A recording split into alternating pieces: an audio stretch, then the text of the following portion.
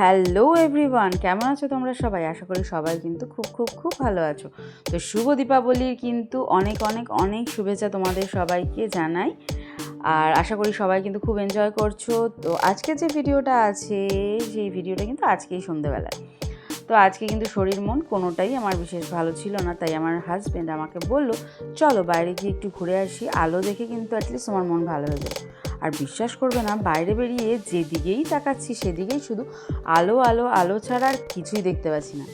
আর আলো দেখে কিন্তু মনটা বেশ ভালোই হয়ে গেছিলো। যাই হোক, আর এই আলো দেখার ফাঁকে ফাঁকে কিন্তু দু চারটে কিন্তু প্যান্ডেল হোপিং করে ফেলেছি। এত প্যান্ডেল হোপিং করতে করতে ভাবলাম যে বেরিয়েছি অতজন বড় মাকে দেখবো না, এটা কিভাবে হয়। আর ভাবলাম বড় মাকে যখন দেখবো তাহলে তোমাদেরকে সাথে শেয়ার করবো না, সেটাও তো হয় না বলো। তো চলো বড় মাকেও দেখে নিই, আর বড় মাকেও প্রে করবো যে যেন সবার তোমাদের মনের কামনা পূরণ করুক। আর এই দেখো বড় মাকে দেখেই মনটা জাস্ট ভরে যায়, কি তাই না? তো তোমরা কবে আসছো দেখতে? কাল না পরশু জানিও কিন্তু। তো এই বড় মা দেখে তারপরে আর কি বাড়ি চলে এসেছিলাম, কারণ অনেকটা রাত হয়ে গেছিলো। আর দেখো তোমাদের সাথে কথা বলতে বলতে কিন্তু আমি বাড়িতে ঢুকে গিয়েছিলাম। আর চোখ মুখ দেখে বুঝতেই পারছো আশা করি যে আমার সত্যি শরীরটা ভালো ছিল না।